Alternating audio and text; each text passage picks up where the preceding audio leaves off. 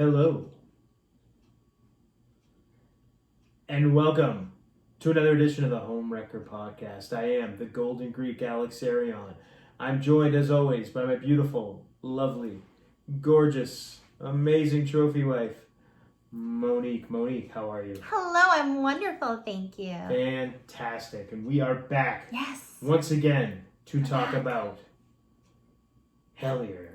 Season 2. This time we're talking about Season 2, yes. And what we're going to do this time, instead of going through and talking about everything as it kind of happens chronologically, I figure we're going to say spoilers. And you should have watched it by now. If you haven't watched it by now, then just turn the show off, because nothing that we're going to talk about is going to make any sense unless you've actually seen the show. Yeah. We are going to be speaking as though you have seen the show. And you know what we're talking about. Exactly. We may bring up a couple of things, talk about certain details of things that happen. Yeah. But we're just going to basically try to pick them apart and see if we can figure out what's going on and kind of give our take on some of the happenings in Season 2 of Hellier. Yeah. So, briefly, if you haven't seen it, again, it's on Amazon Prime, it's on YouTube. You can find it, just look for it. We will put links in our show notes as well. So we'll make it really, really simple for you if you haven't seen it already. And honestly, do yourself a favor. It's really good. Oh yeah, it's fantastic. It's just the second season especially, everything just kind of picks up. It's where you're saying it picks up. I'm thinking it blows up. Well, that's actually a better way of putting it. Yeah, it definitely blows up. It just goes everywhere. Everywhere. I mean, shrapnel, just everywhere. Just a million different directions, but all really, really interesting and fascinating. The thing that I've never been into stuff like magic. When I say magic, I mean magic with a K, right? Is that correct? Like the Aleister Crowley and that kind of dark magic. Like occult. Not magician magic. Right, yeah. I never really... I mean, party. With... ritualistic stuff. Yeah. I've never been into that. I've never really looked into that, I guess. But I learned a lot from just the stuff that's happened in this show. Mm-hmm. And it's very fascinating and interesting to me. And I started looking into some of this stuff now just because it's piqued my interest. I'm not saying I'm going to get all crazy into this stuff, but and not that there's anything wrong with any of that stuff. You like to read about things and learn. I guess you could say researching is kind of like it's your thing. It's a thing for me. Yeah, I love reading and learning about this kind of stuff. So this was something that I never really had any interest in, but now the way that all this, the different threads that are kind of coming together in this season, fascinating and very interesting to me. So I think I've got a new rabbit hole to go diving down now. Oh my gosh, this is it's beyond a rabbit hole. Yeah, it's insane. And we're back to goblins again. We are. Which is awesome. We think goblins. We don't know if they're goblins or what they are. But they're back because of the email from Amy. Yes. Now, what did you think about Amy's email? All right. So this one, this was rough. I mean... I think everything that, not just the first email, but everything it turned into. So, okay. So just the Amy in general. Let's talk about the whole Amy thing. I believe her. I believe that what she's saying. I believe that she believes what she's saying is the truth. But again, you know me. Unless I was there, I don't care how well I know you. I've said it before on the show. The human mind's fallible, and our perception can be skewed by tons of different variables. Our upbringing, our beliefs, our biases. There's so many different things that can skew your perception of something. So I believe that she believes she saw what she reports in these emails. Is it because you don't think she can comprehend what's really happening? No. And she's trying to make sense of it? No, that's not. That may be what is going on. For me, I think this is my perception, my belief system coming into play here. I can't personally, it bothers me so much that if something like that was really happening and was really true, I don't know what I would do if I was in the situation or in the shoes of the Hellier Crew. We're gonna call them a crew, not a cast. They're a crew. Yeah. I would say if I was in their shoes, I don't know what I would do, but I wouldn't be able to just not do anything. Just because when you have children involved, it's very troublesome to me. And I'm aware of things like child trafficking, alleged child trafficking, all that kind of stuff that supposedly goes on, the QAnon conspiracy theories and things like that.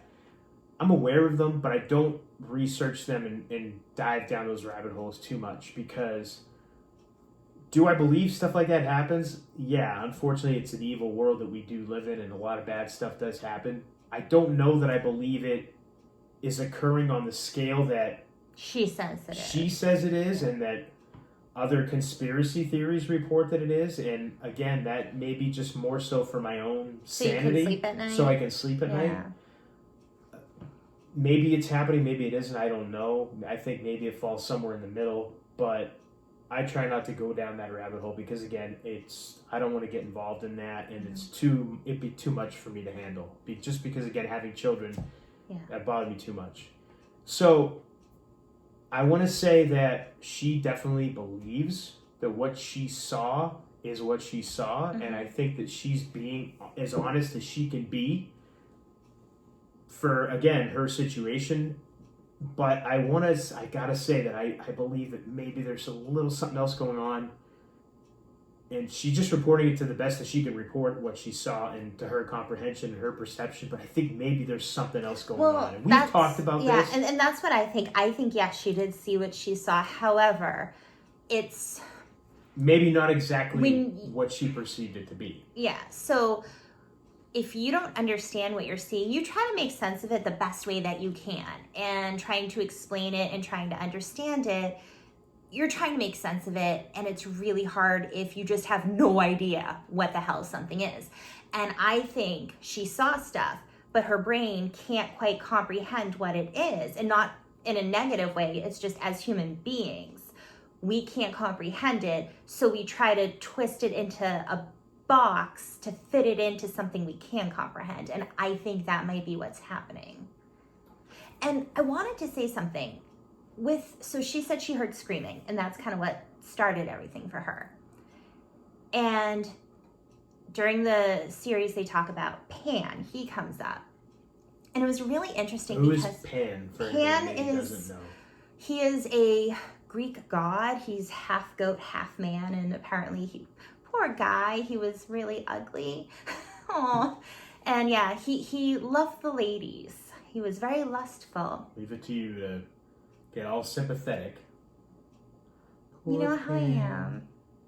Anyway, go I guess he had a really great personality, though. And one of the things that people do to celebrate him, he was one of the only gods that died, and people will celebrate in his honor. It's not a certain time of the year. Do? You said one of the things people did from what to I understand, they did it. I think they still do. Because you're going from did to do. Okay. They did it, and it seems like they still do from what I've read. I just want to be clear, so I just want to make sure I'm following you. To honor him, they will kill a goat, boil it, eat it. They'll drink a little bit. And they're basically having a celebration in his honor and inviting him. When you say drink a little bit, what are you talking about? Like drinking alcohol. Okay. The wine. Like wine. Because he loved wine. Just want to clarify. Yes. And he was like this god of nature, of the woods, of the wild. Always out in nature. So they go out in the woods and they celebrate. And then the story is that he shows up, and that's when the people really start celebrating. They're drinking, they're dancing, they're singing, they're having a great time. And there's something that the women will do, and it's this scream, because the word panic comes from Pan. And it was said that Pan could get armies, he could scare them off. He would do this scream, and it would frighten people, and they'd start turning on each other. And these women would do this, I forget the name of it, but they do this scream in his honor. And I wonder, maybe was that what she was hearing? Is there was a ritual honoring Pan, and maybe she heard that screaming. Could be, and I know that the Hellier Crew spoke to other people in the community of Somerset, Kentucky, where this Amy was from. And they did say that there's a lot of reports of different ritualistic and cult-like activity. A lot of people in robes and things like that in the woods around there doing different rituals and pagan rituals and things like that. So I mean, it could be that maybe that's what she heard. I'm just trying to look on the bright side. I would like to think optimistically that that's what it was. It was something like that, and not really somebody screaming for their life and help. Yeah. But again, we don't know. And again, if you don't understand what it is, your brain interprets it. Yeah, something that it'll make sense to screaming you. in the middle of the night. You're thinking the worst, of course. And she did say though that she found, was it a bowl of human teeth? Yeah, there was blood and human teeth in this room. Human teeth, feces everywhere. She's talking about like a house, and there's like an elevator in the bathroom, and then it's like, okay, now we're talking about inner Earth. Yeah. Right. But the elevator in the bathroom goes down into the tunnel, into the caves. Yeah. Right. But they're essentially, you didn't say that. I'm saying you said there was an elevator that's all you said. There's an elevator that goes down into the earth. Into the caves. Yeah. Right. So now it's like, okay, so there's something with inner Earth. And in series 1, they were talking about the goblins being the gatekeepers. I just had a weird thought. What if they were doing sacrifices, but it was of those goblins? Like the goblins were the gatekeepers, and the humans were. That was just a random, weird, messed up thought I had. That'd be messed up. Sure. Yeah, but all sacrifice is kind of messed up like that. Okay, this took a really dark turn. It was just a thought I wanted to share. Okay. That's what I do. All right. Thanks for my random thoughts. That. Yeah, I don't know. Back to that, I don't know. I'd like to believe that she's telling the truth to the best of her perception and ability, but I'd also like to believe that what she saw is not what she saw. Yeah. Or what she saw is not what she thinks she saw. She's not comprehending what she saw, so this is the best that will fit. Yeah, so that was like the big thing with season 2, the big kind of bomb that got dropped. Yeah. And then of course you talked about Pan as well, kind of making an appearance, and then kind of all these different threads from season 1 and kind of coming together.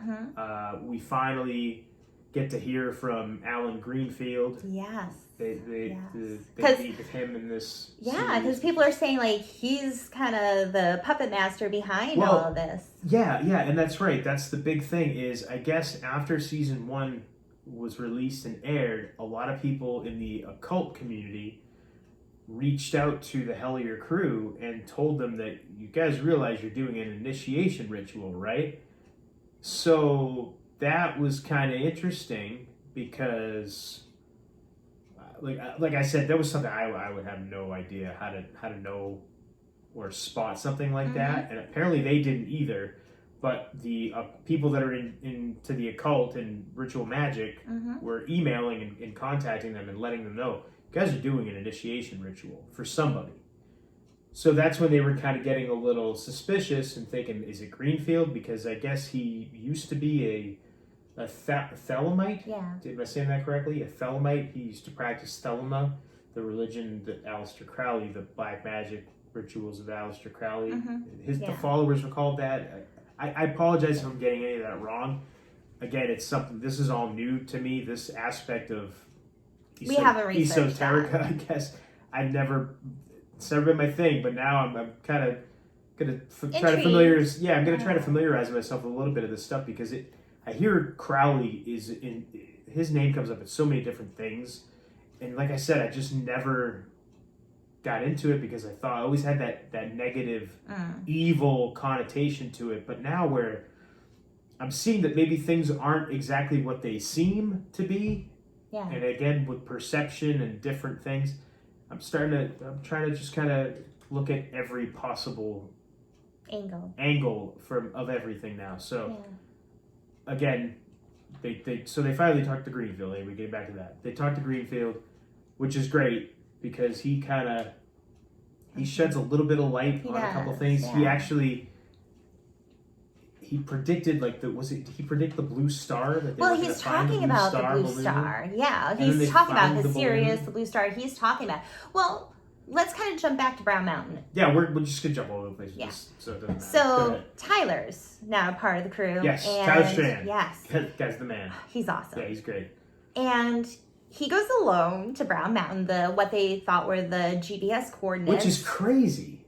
Oh, and that's the other thing. The email from Amy comes in the night before he's going to go to Brown Mountain to the coordinates to check and see what's there. And again, it's just amazing to me that he goes by himself.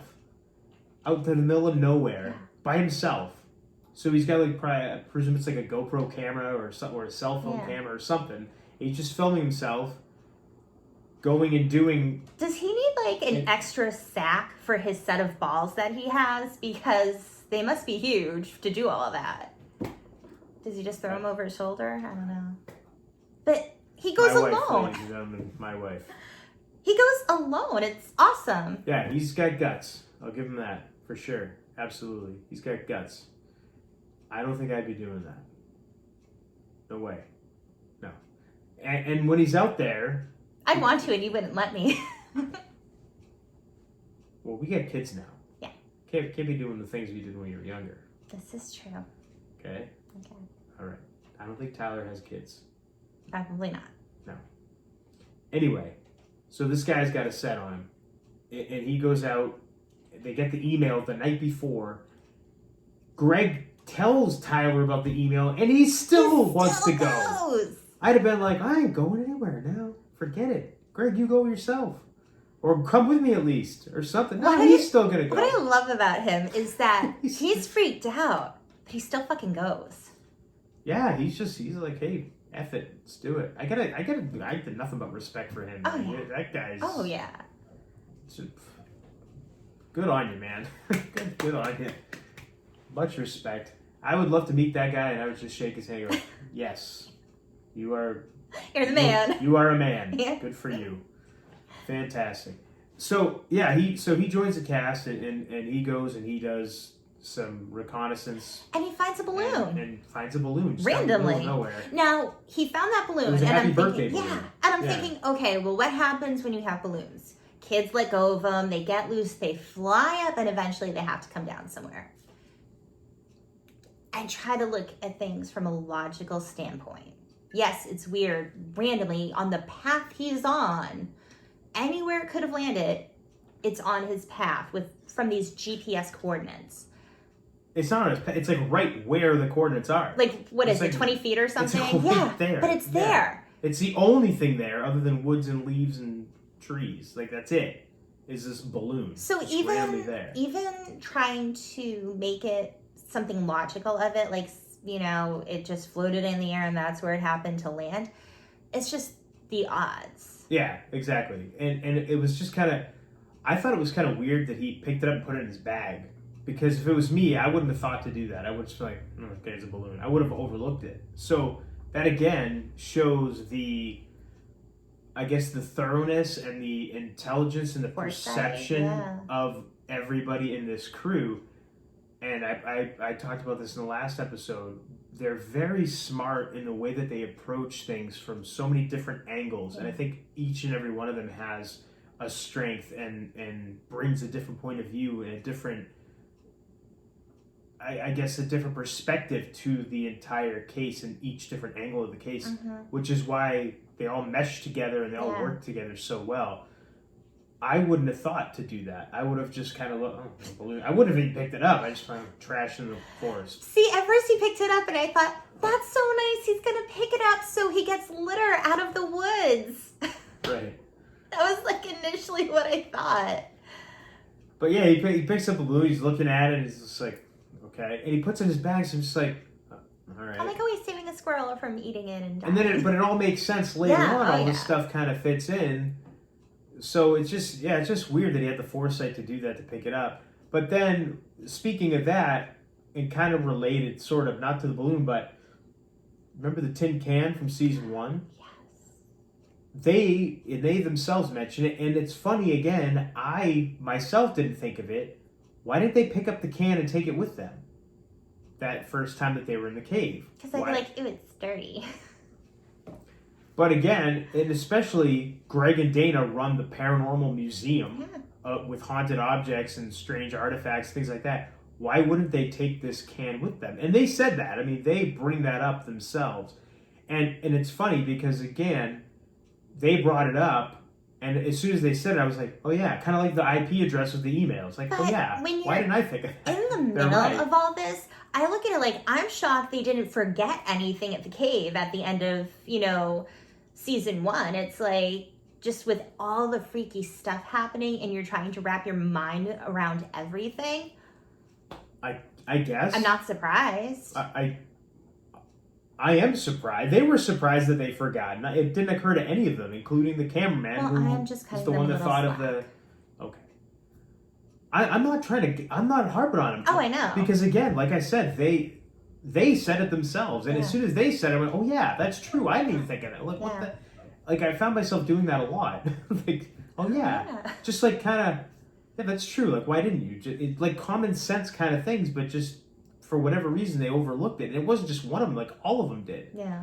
And it's just weird. Like, is that just something... Maybe it's because the directions they keep getting pointed in. Their perception's getting clouded, or their judgment's getting clouded in certain aspects, but in other aspects it isn't. It's just weird. It's weird, but how do you keep your head on straight? It's like your head's on a swivel with everything going on. It's like... Yeah, I don't know. Yeah. That's why, again, I anything, if anything I'm saying comes off as criticism, it's not. I don't mean it to, because I would not have been able to handle myself the way that they did in most of the stuff. And again, just the different things that they did with the God helmet. Oh, yeah. Just some of the experiments that they did. I mean, I wouldn't know what to do with any of this stuff. I'm just thinking, they have all this awesome stuff. Oh, and they're using it. But the thing with them, too, is they use all this stuff. They use it not excessively. It's not like everywhere they go, oh, let's pull out the God. Yeah. They're very strategic and careful with how they do this stuff. And they're very, I mean, I say intelligent. I don't have anybody else to compare them to in respect to this kind of stuff. But they seem like they know what they're doing. Yeah. But again, this is kind of like, there's not really like a guide to, here's a book, here's how you do this. No, and for me, I just thought it was really cool to see this side of things, like, okay, God helmet, what's this? Oh, wow, that's really cool. Like, it's just different, and it was nice to just see this different stuff. I appreciated that. Yeah. Mm-hmm. Now, one of the things that they did, they talked to Woodrow Derenberger's daughter, Tanya. Mm-hmm. And I don't believe we really got into this in the last episode, but Woodrow Derenberger is the gentleman who had the initial encounter with Indrid Cold back in, I believe it was 1967. The account is talked about in John Keel's Mothman Prophecies, and Derenberger actually wrote a book, I believe it's called Visit to Lanulos, or Visitors from Lanulos. Yeah, I want to say it was Visitors from Lanulos, where he details all his encounters with Indrid Cold, where he allegedly went on his spaceship and went to his home planet, and again, take that for what you take it for. Take it for what it is. Take it for what it is. Yeah, I mean, it either happened or it didn't. I don't know. But his daughter also wrote a book, and it was about her experiences with Indrid Cold. So there apparently was a guy calling himself Indrid Cold. Now, whether or not he was an alien, whether or not he was a interdimensional traveler, maybe he was just a guy who was telling stories and fooling people. I don't know. I do know John Keel himself believed that Derenberger was a pathological liar, but the flip side of that is there are witnesses that say they saw Derenberger being approached on the side of the road by somebody getting out of a flying saucer. So, I don't know. And he did go to the police and report this. Yeah. So, just that whole story. I mean, we should do a show on that eventually. Just about that whole experience in those two books. But the crew of Hellier, one of them is friends with Tanya Derenberger on Facebook, I believe. I think it was Connor. And he gives the news that she posted that Indrid Cold died. She got a visit from two of his sons, Connor and Connard. I thought they died with him. No, his two co-pilots. Co-pilots, okay. I got that detail wrong. Okay. No, you're right. So she gets a visit saying that he died. Was it in like a space chase or something with some other... Yeah, there was a pursuit of some sort. Something, yeah. Got some kind of a spaceship fight, I guess. I don't know. Again, don't know about all that. That story is a little... Yeah, it's out there. It's out there. And again, I can't discount anything because who knows? And maybe we just don't know enough about it to get But it. Gonna lean on the... Take it for what it is. Maybe he either it's... died or faked his death. Yeah. So he's gone. We think. Allegedly. Allegedly he's gone. But the Hellier Crew, again, being just the awesomest crew of people and researchers, just the... Tanya's 3 hours away. Let's just go see her. Yeah.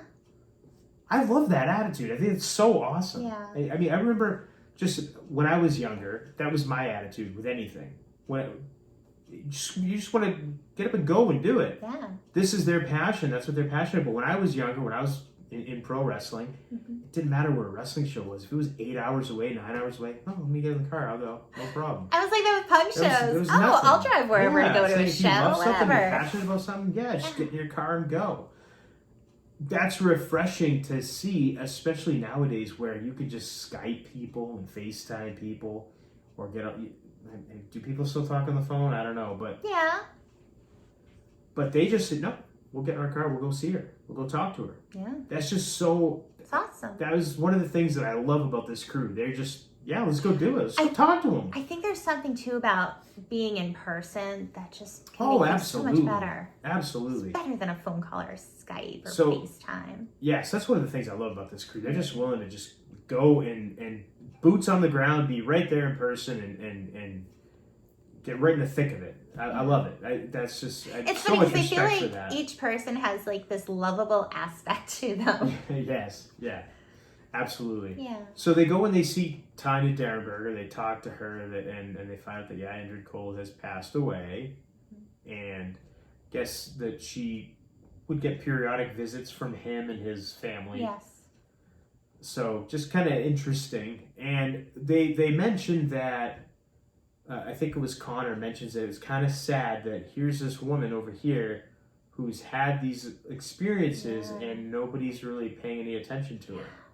And it's very interesting because he's right about that. If you think about it, really, especially nowadays where we have now all of a sudden you're seeing the Tic Tac UFOs, the New York Times reporting on UFOs, you've got Bob Lazar going on Joe Rogan's podcast, all this disclosure maybe finally happening. I don't know if that ever is or not. I'm still not going to believe it when it does. But you have all this stuff happening, and you have the daughter of the guy who had these encounters with Indrid Cold, the infamous Indrid Cold, and nobody pays any attention to her. It is kind of sad, and it's kind of baffling too if you think about it, that nobody talks to her. Do people know enough? I think it's more. Well, I think people in that community, in the UFO community and conspiracy community, I don't know if conspiracies and UFOs, I don't know if they're the same type of people. Okay, but maybe it's more of they either don't know or they know, but they don't think it's a tangible thing to do. They don't try. It's the whole that wouldn't happen. I mean, so that could be, that could very well be. It's very well she probably would love to see people, and I mean, she talked to these guys. Yeah, she spoke to these folks. Yeah, I don't know. I would say that she seems like somebody I would want to talk to if she were. If our circumstances were a little different, we could just kind of up and go wherever. I'd want to go talk to this woman. Yeah. Hey, tell me all about Indrid Cold. So, what was Christmas dinner like with Mr. Cole? Did he ever come over for turkey dinner on Thanksgiving? These are the type of questions I want to know. I want answers to, but I don't know. Yeah, so I just thought that whole aspect of the story was pretty fascinating, and I thought it was cool that they actually went and they found her and they talked to her and they tried to find where Indrid Cold's house was. Yes, in Ashland, right? Ashland, yeah. Kentucky. Yes. A lot of weird stuff going on. Following the Terry Wrist. A lot of weird stuff. Code. Yeah. Yes. So they think that Wrist found Indrid Cole and spoke to him and talked to him. It's just very, very interesting, that whole story. Just very fascinating. I'm looking at, we're jumping all over the place here. Apologies if it's messing with anybody that hasn't seen the show. Well, shame on you if you haven't. But I want to talk a little bit about the balloons. Yeah.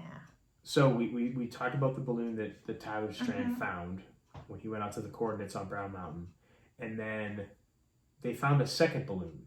Well, before they find the second balloon, Greg is in California talking to a guy he knows. And he's like, oh yeah, really weird. A couple of days after Tyler finds the balloon, this guy, he's out hiking in California and randomly a balloon just kind of falls before him. And he videoed it. He did. He got the video, and they showed the video on the show. Mm-hmm. And wasn't it a happy birthday balloon? I think it was a birthday one, yeah. Yeah, so it was kind of strange. Just very weird, bizarre coincidences. I'm just thinking of that Alan Greenfield. Happy birthday, here's your gift. Here's the present. Yeah, and that was the thing with Greenfield. I don't know if I believe that he's just an author that wrote a book and interviewed Terry Wrist. I just, part of me wants to say that he's somehow mixed up in this. He either is or isn't. I don't think there's any in between here. I feel like everyone who watches it or is somehow a part of it, like everyone's a part of it. That's the weird thing with Hellier. And I think even Carl Pfeiffer mentioned that too, that almost like the audience is part of this ritual, if that is what's going on. And I gotta say, after watching it that first time, I wanted to watch it again, and you were like all for it too. There was no objection from you at all. And I almost, because I wanted to pay closer attention this time around, just to be like, all right, what's going on here? And when they mentioned that, I almost felt that too. Like, are we now part of this? We've had some weird synchronicity. We started now, and it could be that this stuff happens all the time around you, but we started now to pick up on some things that have happened in our lives. Some weird coincidences and synchronicities that actually kind of tie into Hellier and what's going on with Hellier, which is kind of weird. And if you follow Greg or Dana on Twitter or any of their social media, they talk and they're retweeting and having conversations with people all the time. And obviously with the success of the show and all the eyeballs on the show, people are all reaching out to them. There's Reddit threads and groups. We started a post on our forum, on our website. Everybody's kind of trying to get... It's interesting. Everybody's trying to figure out what's going on. It's not just that it's interesting. It seems like everyone who's watched this has had some weird synchronicity between, like, in regards to Hellier happen to them. Yeah. It's just weird. Like, and it's not even big things, and it's stuff that if I didn't see Hellier, obviously I wouldn't notice it. But just like, for example, we're watching a movie earlier tonight, and there's the Pan's flute just appears in this random movie from like 2006 that we're watching, and it's just like, okay, kind of weird. Yeah, we're all happen to be there. And we're recording a show about Hellier, and who's one of the big aspects of the story in season 2. Yeah. So just weird stuff like that. I mean, that's and just that's a like small little example. That's tiny like nothing. things. I mean, and you could argue that that's nothing. That's just a dumb coincidence. But I don't know. I'm kind of like looking at all this stuff now, going, I don't know. I guess you can twist anything to fit a narrative, But I Yeah. mean, like, I had a very weird thing happen to me with a synchronicity that was like, didn't even put two and two together. And then I realized, like, oh my gosh, what? But it's one of those things where, like, sometimes they're just little things and sometimes they're really big things. Yeah, yeah, just a lot of weird stuff ever since we watched the show. Like, and this may not be related to Hellier at all. This may just be because I'm messed up. But every night since we've watched the show, I wake up every single night. I fall asleep different times, but I wake up every night at 11:45. Every night. Yeah. There's no sounds. There's nothing. Nothing's waking me up, but I'm just waking up every night at 11:45. I don't get it. It makes no sense, but it's ever since I watched this show. The first time around. Part of me is just thinking, like, I'd be interested, like, if we watched it again, like, and we follow the moon cycle that's going on when we're watching it, just to see, because I feel like the moon affects things going on in your life, and I'd just be curious. I don't know. Maybe just by putting this out there, maybe somebody will hear this and go, "Oh, well, that's because of this." Yeah. And I'll go, well, okay, well, that's an answer. Yeah. Because that's the thing. That's when I was thinking about it, because I hadn't mentioned that to you prior to this, but I thought about it. I was like, what has gone on differently? Because this has been going on for a couple weeks. And oh wait, yeah, it's ever since we watched Hellier. That's weird. That's when I started waking up in the middle of the night, and it's not like I'm thinking about anything having to do with the show or anything. Nothing like that. I just wake up and I'm wide awake. And every night it's the same time. It's not 11:43 or 11:44, 11:46. It's always 11:45 on the dot. My cell phone is on airplane mode when I go to sleep. I don't have any alarms on. There's no TV on. It's just weird. So anyway. Yeah, weird stuff happens. I want to talk about Tyler's experience with the Frank's box. Yeah, that was weird. Yeah, because he was talking different. He was talking like this weird accent. He was speaking differently the whole time. Really strange. And it's weird because if you're listening and you're picking something up, you want to say it how it's coming out. I understand, but it was just weird. Almost like as if he was in some kind of trance and just everything was kind of almost like being a medium and someone's just kind of using you. Right, yeah. That's what it felt like. But then kind of towards the end, he started talking more, almost like because he was snapping out of it. But we meet Michael. Yeah. I had some weird thoughts watching this because I thought, okay. Explain Michael. So we meet Michael. So Tyler is talking using the Frank's box. And again, blindfolded, headphones on. So he's not able to hear, see what's going on around him. And there's this conversation. And the voice coming through is saying his name is Michael. And I just remember thinking, like, my first thought was, like the angel? Could it be, like, Michael? And then it kind of comes out. And it sort of comes out like that, and Connor is saying how it was like a medallion with Michael on it. Yeah, because he's Catholic. He's Catholic, right? And didn't he give it to Tyler? Yeah. Right.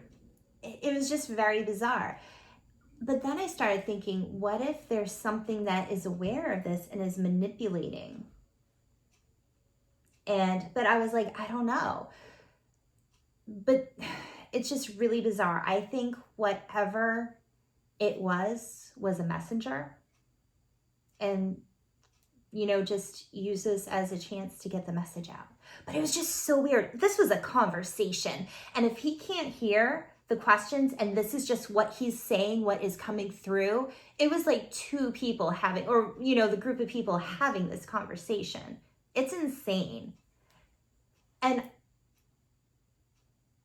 going with if Tyler was a conduit for this entity that was coming through, that was talking, that would also make sense why he was feeling the way he was feeling after. Granted, they say the Frank's box kind of gives you like a weird feeling, like the vibration in your body. But maybe it's because it's not just hearing stuff, but it's kind of allowing these entities to enter you in a sense. He said he felt something like slithering and like, Yeah, kind of wrapping up around his- his ankle. Yeah, Dana's like, oh, there's a noise behind him. And he... They're outside on a porch, and it's pitch black out there. And they heard some sounds in the bushes below them. They never really shot it, but I believe they were up on like, was it like a second floor kind of porch? It was up high. It looked like a deck or something. Yeah, it was raised up high. And yeah, they heard what sounded like something either falling or jumping over the ledge. And Tyler said he felt something wrapping around his ankle. Kind of weird. Kind of weird. Yeah, it was weird. Yeah, that whole thing was really strange. But when he said Michael, that was the first thing I thought. I didn't verbalize it, but that's what I thought too. I thought the angel, the archangel Michael. Yeah. Just because I don't know, that's just what popped into my head, and I'm not really religious. I'm wondering how many people thought that when you said Michael. Yeah, I'm curious. I don't know. But yeah, I thought that whole thing was interesting. Now the other pretty fascinating thing was the alien abduction experiment that they did with the hypnosis. Gosh. This is something I'd never heard of before, and I didn't know that anything like this was possible, and I guess this is the first time it had ever been done. That's why, again, when I talk about how just the different experiments this crew does, they're very... It's stuff that I would never think to do. And it's just very, very interesting how they come up with this stuff. I know. And it's funny because we had the conversation about, can you be abducted, not physically, but mentally, like your consciousness. And I look at it like we can astral project. I don't know if a lot of people, but people have that ability to do that. Yeah, but before we jump into that, why don't we talk about what we're talking about? Well, they should have watched it. Yeah, okay. Go ahead. Yeah. So if people have the ability to astral project and kind of take that consciousness and leave their body with it, why couldn't other people take your or beings take your consciousness and do stuff with it? Yeah, it was just a thought. Right. Yeah, it's just that whole thing was just really fascinating. Like this and it was weird too. Like when he came out of the whole thing, and he thought he'd been out for a couple hours, right? Yeah. But he was only under for like 15 minutes or 20 minutes. And again, you can look at it like, oh, they're faking it, they're acting, but that's some damn good acting. Oh, yeah. I mean, you could tell this guy was hypnotized and he believed everything that was going on. Yeah. It was just really very fascinating. Yeah. I've never been hypnotized, not to my knowledge anyway, maybe I haven't, I just don't remember it, but I've never been hypnotized. I don't know if I can be hypnotized. I know they say some people can't be hypnotized. Mm-hmm. I don't know if I'd be willing to do that. I'm not sure because I think I'm way too much of a control freak. Yeah, I don't know if I could put myself in that position. And I mean, Carl got hypnotized. Yeah. So he got put under. That was really interesting. Yeah, talk about that a little bit. He gets hypnotized, and it's interesting because it's like it's like, is your consciousness traveling? Is that what's happening? Or are you just in your subconscious and you're just kind of making up these things that seem to fit? One can argue either way. But again, he said the goblins were gatekeepers. And Somerset was kind of, I guess Somerset, Kentucky. Somerset, Kentucky is like, if Hellier is like the gate, then Somerset was like what, the space between the fringe or something. I think that's how he put it. Yeah. But then Dana, because she was in the cave, she was doing the tin can. Remember, she had the tin can. Yes. Yes, and doing the Estes method. And Connor was. Remember, she had the God helmet on, and then Connor, he was doing the Estes method, so she was like... They were having conversation back and forth. Yeah, but they couldn't hear each other. Yeah. And she was like the antenna, right? Yeah, so there was like, she was kind of speaking, and he was receiving... And they were in one of the domes in Point Pleasant. Yes. In one of the... Just awesome stuff. And it's funny because with that, they're in the dome, and I'm thinking like, is there still like toxic waste in the ground? Yeah. But yeah, I mean, just that, like going to the domes in Point Pleasant and doing they go to experiment. Point Pleasant. And... Like, just, man, there's just kudos to this crew for just getting out there and just getting right in the field and getting at it, man. Like, just so awesome. I can't put that over highly enough. But when Dana has the tin can and like the sounds, remember, like she was picking up from somebody talking to them, and she's like giving the sounds, and that was different. That was with the tin can. Oh, I was talking about the God helmet. Yeah, I was kind of going back to what I was talking about. Oh, okay. I thought okay. Yeah, the God helmet. They were talking. Yeah, two different experiments, two different things. Okay. But yeah, the bing, bing, bing kind of thing. Bing, yeah. And bing, bing, bing. Yeah, it was like, what was it? Like, play those notes or something. And it's just like, if she is not hearing this, like, it was so weird because you forget that she can't hear. It's almost like, and she's picking up. It's just like a conversation for the most part. Yeah. And again, it might just be good editing. I don't know. But it... I mean, there's jump cuts I'm talking about, like, the space in between, like, to get something, like, for some... Yeah, but a lot of it, you could tell when there's cuts and when there isn't, and a lot of it was just straight on through. But it was just crazy, cuts. Like, with her, with the God helmet, and Connor, and then her with the tin can, and then Tyler, it's just, like, these conversations going on. Like, there was a lot going on. Something was really strong. But she mentioned something like... Because they're like, where do we play these notes? And she said that, like, the space in between or the space between or something like that. And then it's like Carl brings that up. And was that his subconscious? We don't know.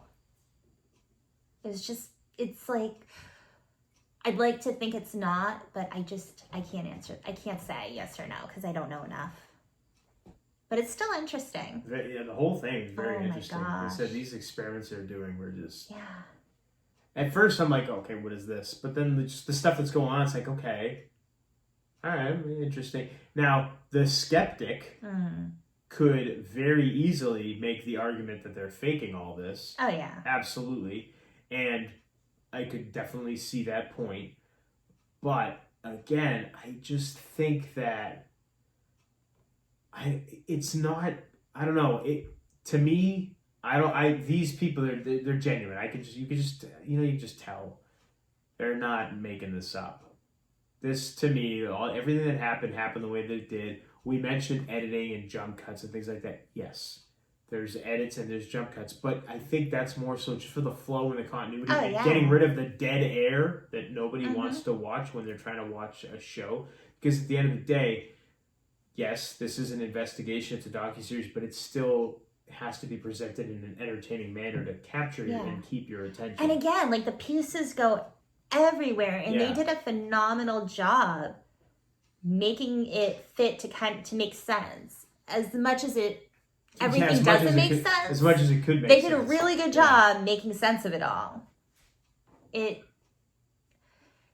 like, it's just funny because I said last time we were talking about season 1, it's like a dream. It's just, things don't quite make sense, but you make sense of it. And I feel like that's almost what Hellier is. It's something that doesn't make sense, but you're trying to make sense of it because that's what your human mind can only comprehend. Yeah.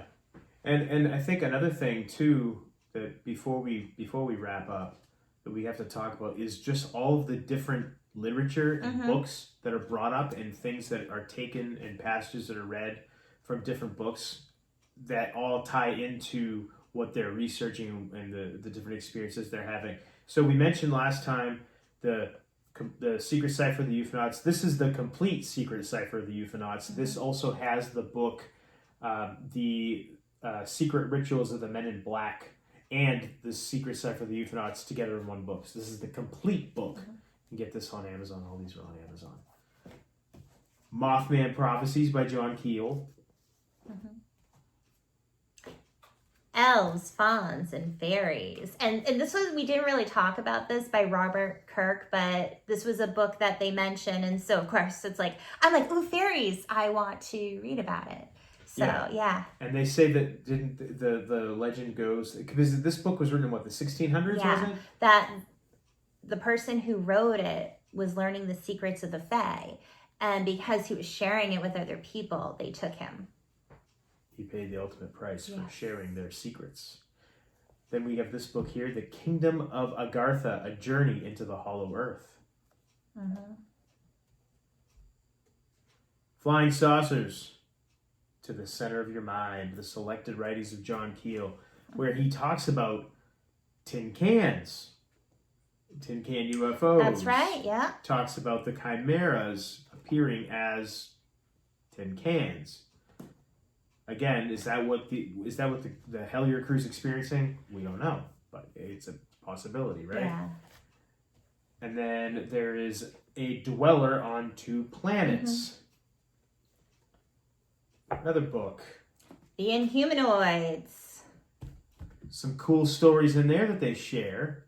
And then this was really fascinating. Edidorpa. I haven't read this yet. I want to read this book. Edidorpa. Yeah, it's Aphrodite. It's Aphrodite spelled backwards. But they tell the story of this guy who... It's Inner Earth. It's Inner Earth, yeah. He basically goes down into the Inner Earth. He has to do a bunch of different challenges, and it's very interesting.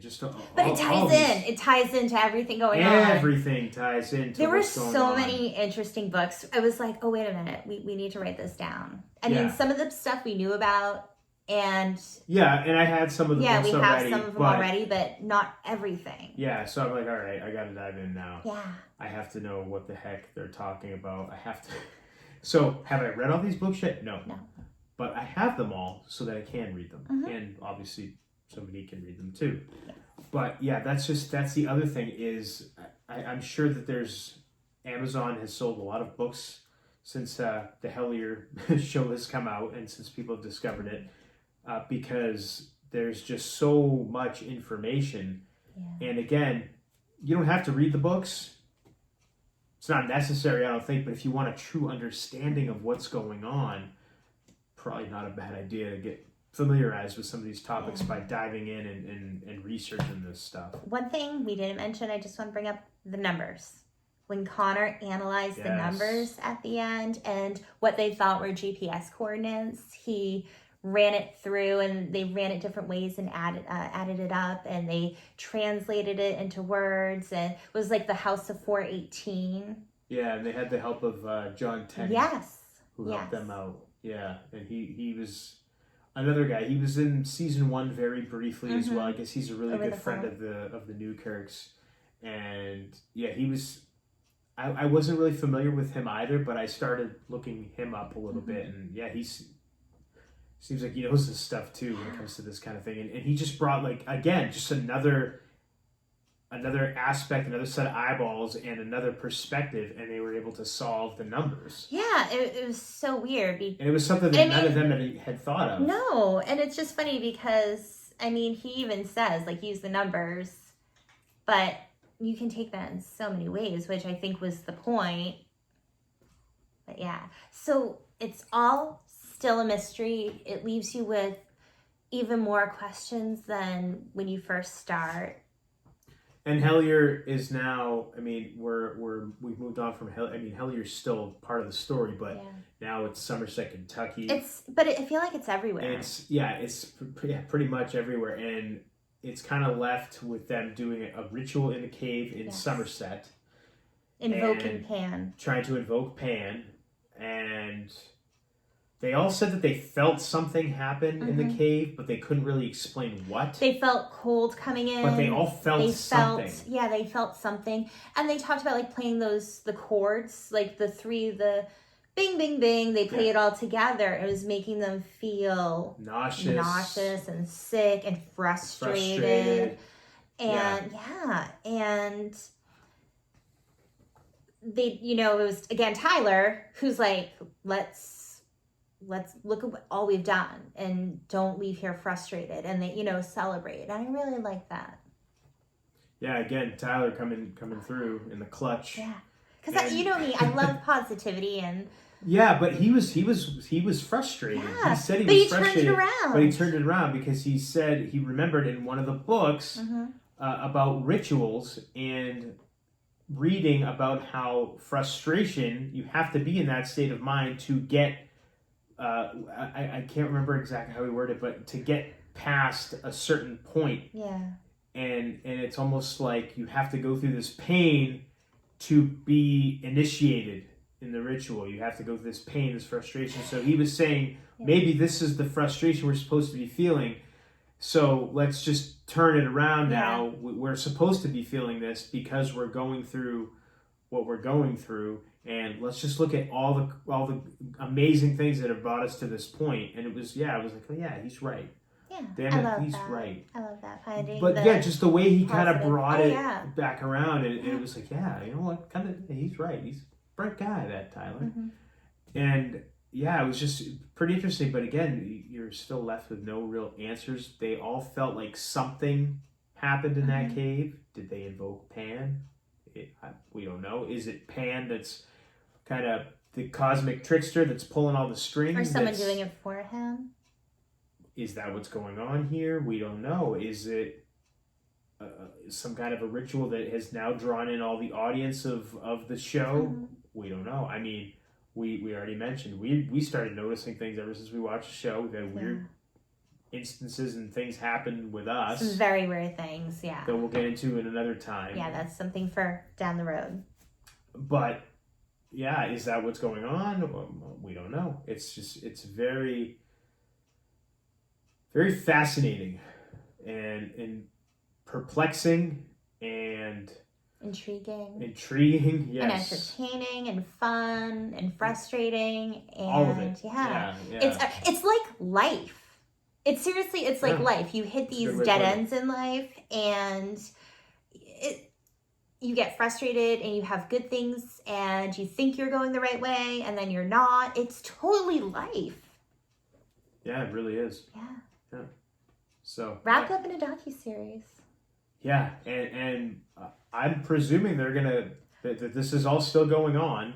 I think they're gonna probably do another season. I think everyone who has watched it is hoping.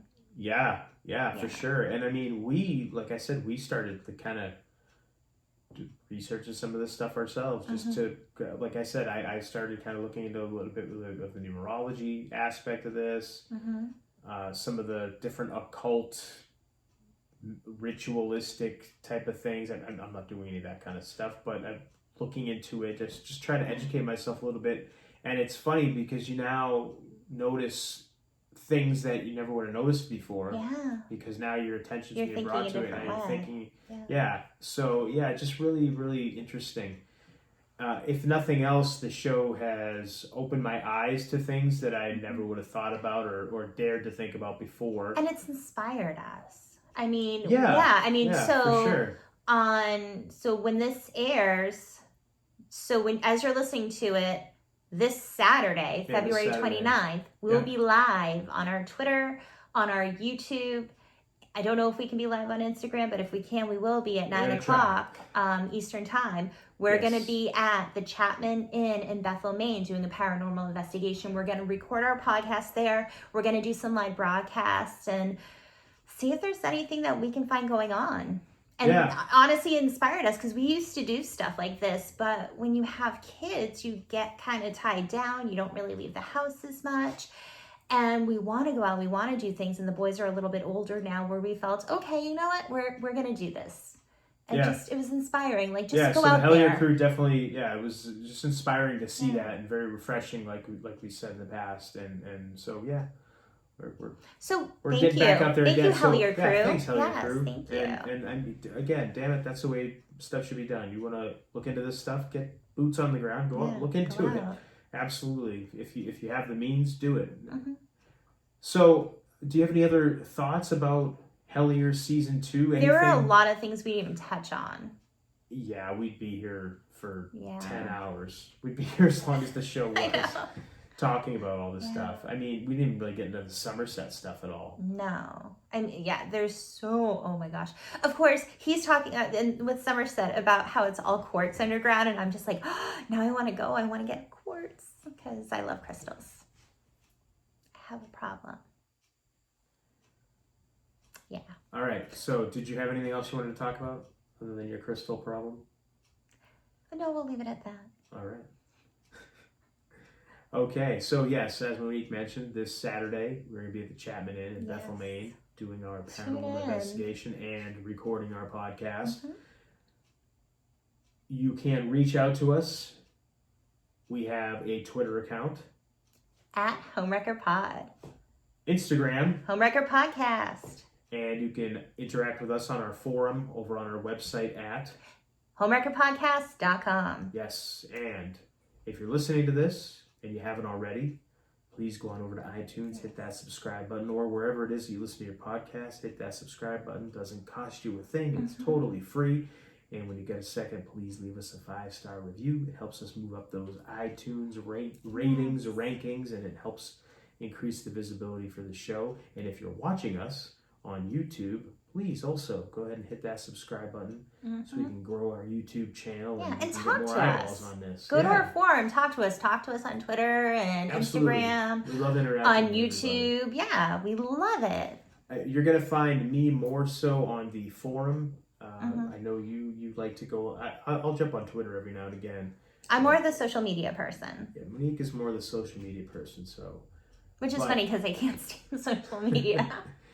I guess it all depends on your perspective and how you're looking at things, right? It's great, but just like, I have to go on there. Like, you start scrolling and you see things that are just horrible. I'm like, It's definitely a time consumer. Yes. If you allow it to be. So I try not to. Because I like to go support other people too. It's not about my stuff. I like to support other people too. Right. But please feel free to reach out to us on our social media. And do you have anything else you want to add before we sign off? Just thank everyone for tuning in, for subscribing, for watching our videos, for listening to us. Absolutely. Yeah, and if you haven't watched Hellier yet, go watch it. Go Check it watch out. it. It's awesome. Yes. Get into this because it's very, very, especially if you're into this kind of stuff and you haven't seen this show yet, do yourself a favor. Please go watch it. Check it out. It's awesome. It's really, really, really good. It's going to get you thinking. And follow everyone on social media. Follow Greg and Dana and Connor and Carl. Yeah, like follow everybody and support them. They have a Patreon, they have the museum, they have a lot of really awesome stuff. So go support them. Yeah, absolutely. Yeah, I mean, nobody gets rich doing this stuff at all. So every little bit helps for sure. But if there's nothing else, again, thank you to everybody that's been listening, that's been watching. Hello to everybody overseas. Hello. Hello to anybody new that is tuning in, that's found us because of shows like Hellier. Yeah. Missing 411, we had a lot of new listeners and viewers for those shows as well. So thank you to everybody. Thank you. And we love you. Yes, we do. We love you very much. And until next time, I am the Golden Greek Alex Arion. I've been joined, as always, by my beautiful, lovely, gorgeous, amazing trophy wife, Monique. And you've been listening to the Homewrecker Podcast.